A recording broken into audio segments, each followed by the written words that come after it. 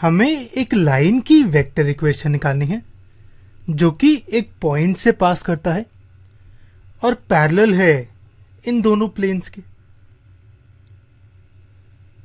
हमारा फॉर्मूला कुछ ऐसे होगा, जहां पे ए है पोजीशन वेक्टर उस पॉइंट का जिससे लाइन पास करती है, और बी है वो वेक्टर जिससे लाइन पैरेलल है। अब गिवन है कि लाइन पास करती है 1, 2, 3 से,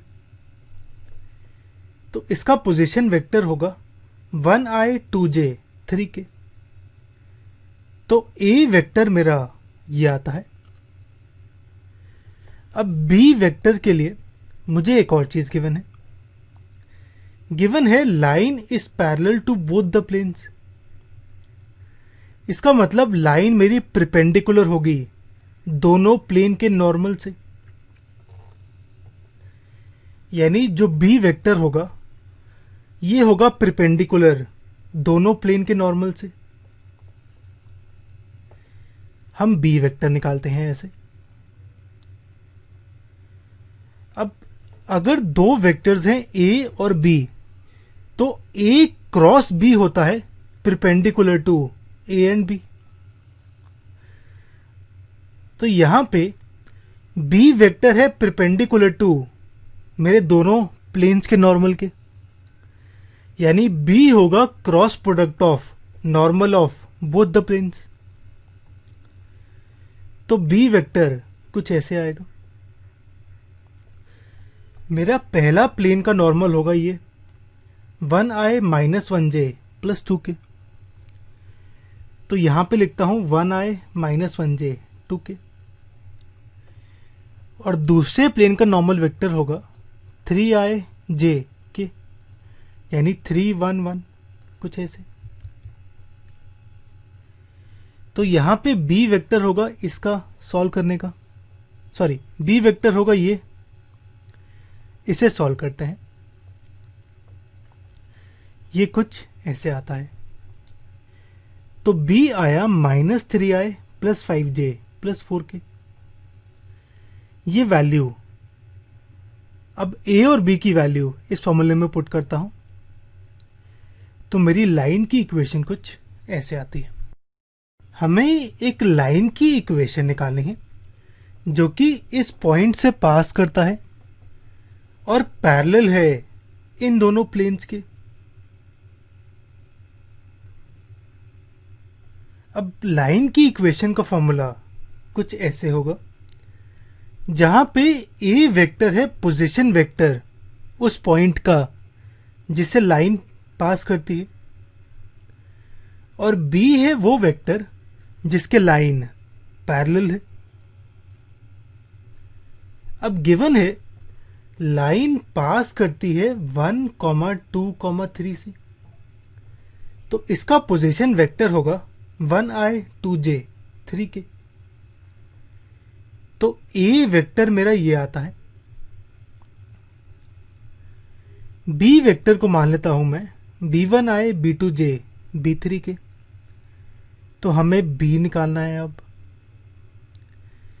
बी निकालने के लिए गिवन है कि लाइन पैरेलल है इन दोनों प्लेन्स के।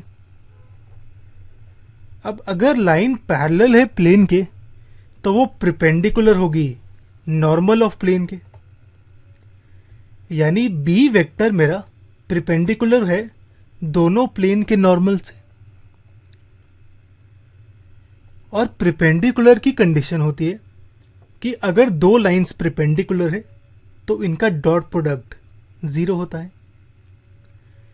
तो बी वेक्टर और पहले प्लेन का नॉर्मल, इन दोनों का डॉट प्रोडक्ट 0 होगा, और बी वेक्टर दूसरे प्लेन का नॉर्मल, इन दोनों का डॉट प्रोडक्ट 0 होगा।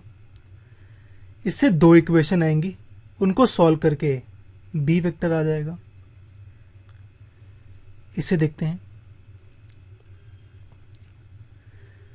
पहला प्लेन कुछ ऐसे है, इसका नॉर्मल होगा, इसे कंपेयर करता हूं r.n1 = d1 से।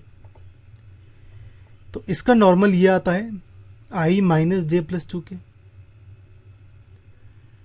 अब b है प्रिपेंडिकुलर टू n1, यानी b डॉट n1 0 है, तो दिस डॉट दिस 0 आ गया। तो मेरी यहां पे इक्वेशन कुछ ऐसे आती है। इसे फर्स्ट इक्वेशन मान लेता हूं। ऐसे ही दूसरा प्लेन ये है, इसका नॉर्मल निकालते हैं। r dot N two equal to D two से कंपेयर करता हूं, तो n2 आता है 3i प्लस जे प्लस के। अब b और n2 प्रिपेंडिकुलर है, तो इनका डॉट 0 होगा, तो इन दोनों का डॉट 0 आ गया। सॉल्व करूं तो ये इक्वेशन आती है। इसे सेकेंड इक्वेशन मान लेता हूं। सॉरी, यहां पे ये प्लस जे है और यहां पे भी। तो हमें इन दोनों इक्वेशंस को सॉल्व करना है, फर्स्ट और सेकेंड इक्वेशन को। अब यहां पे 3 वेरिएबल हैं, b1 b2 b3, और राइट साइड 0 है, तो हम ये वाला मेथड यूज करते हैं। सबसे पहले तो जो b1 से मल्टीप्लाइड है नंबर, यानी 1 और 3, इसे लिखता हूं। फिर b2 से मल्टीप्लाइड, यहां पे -1 है और यहां पे 1, तो -1 1। फिर b3 से 2 और यहां पे 1 है, 2 और 1। फिर b1 को रिपीट करते हैं, तो 1 और 3 दोबारा आ गया। अब कुछ ऐसे लिखते हैं। b1 के लिए b1 की चीजें छोड़ देते हैं, तो 1 3 छोड़ दिया, बचते हैं ये 4 नंबर। इन्हें मल्टीप्लाई करता हूं, -1 इंटू 1, 1 इंटू 2, तो ये कुछ ऐसे आता है।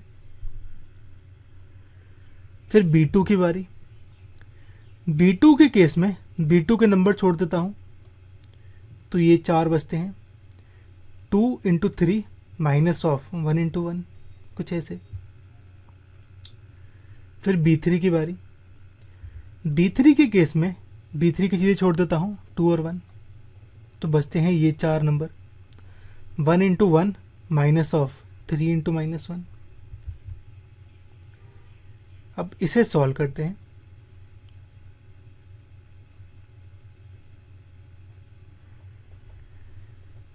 इसको मैं इक्वल टू के कोई कांस्टेंट कह देता हूं, तो b1 आता है -3 के, b2 5 के और b3 4 के।